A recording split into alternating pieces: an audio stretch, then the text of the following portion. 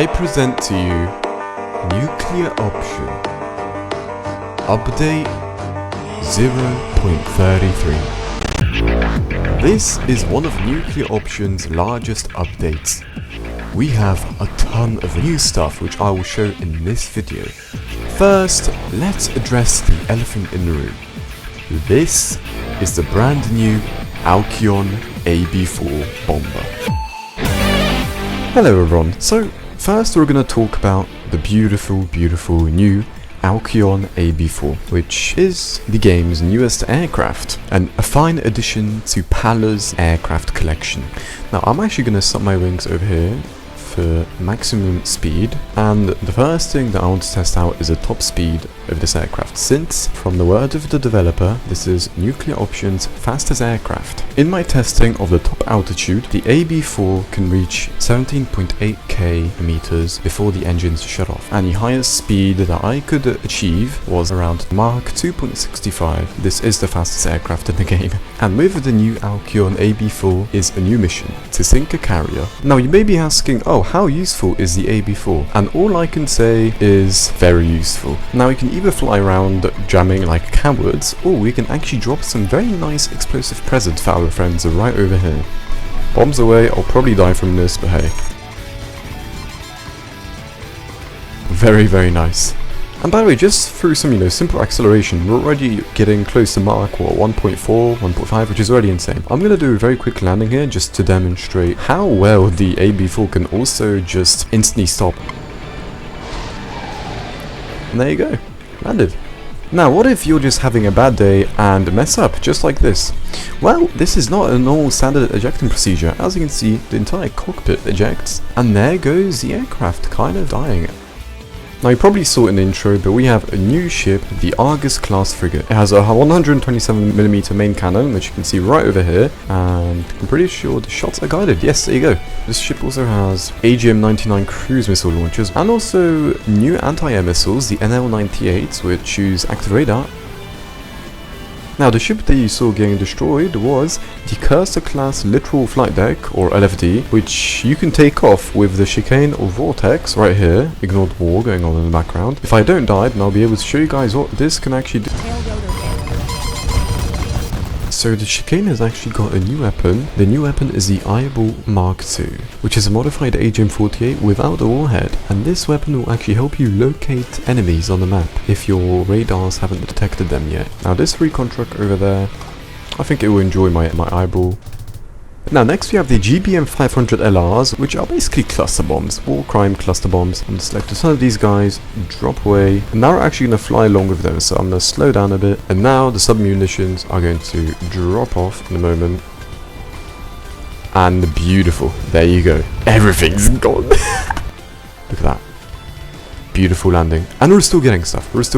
Because those cluster bombs are just flying along. A fun fact, I didn't even select this. Those cluster bombs automatically detect more enemies, and they just flew along here and destroyed nearly half of this entire airstrip, which is crazy. Now what I also want to test is dropping these GBMs on a ship that will meet its doom. Alright, let's see how the ship will survive these. Now some of you might remember one of my videos where I modded the game, and oh, that's a lot incoming for that poor Hyperion. And you might remember me modding the brawler to carry a ton of bombs. Well, this is what Mitch has been cooking, just not modded and actually in the game. Let's just see how this Hyperion will enjoy.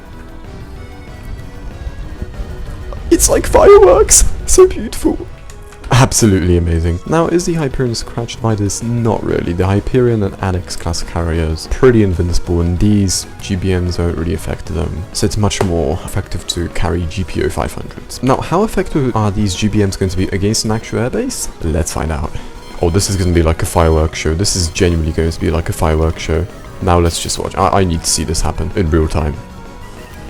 Oh, couple getting shot down, but oh, this will still be detrimental for the airbase. Oh my gosh. And still a couple more. They're just homing on by themselves, which is incredible. This will be super useful if you just forget to select anything. Okay, so now let's say you forget to take all of your weapons for some reason and take a 20mm O3 cannon attached on the bottom of your cricket.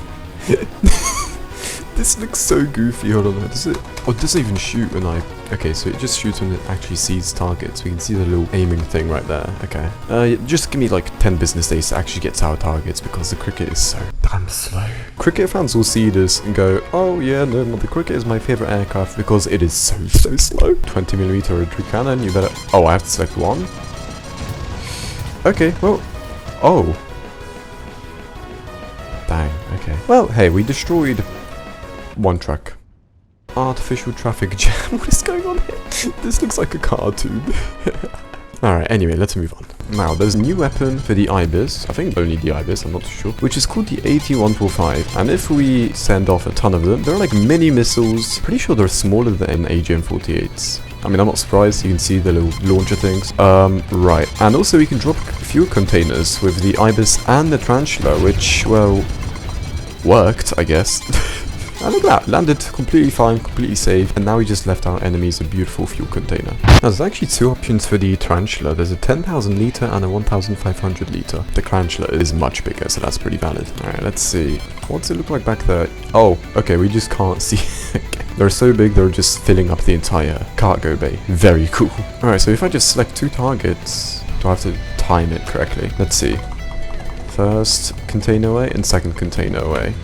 Okay, so yeah, I think you just have to time it correctly because they just fall on their own. So, one of the biggest things graphically that I think everyone will notice is grass. We can finally touch grass. Which is actually incredible. It looks really nice. We have some random foliage. I mean, the game is getting graphically upgraded nearly every update, which is incredible. This is a really minor thing, but I think shadows and the game colors have been improved. It just looks better. Now, another thing is that the menu is actually more clear now. It's less grayed out. There's a graphics options menu right here, so we can select our resolution. Finally! LOD distance, tree distance, and yada yada. You get the point.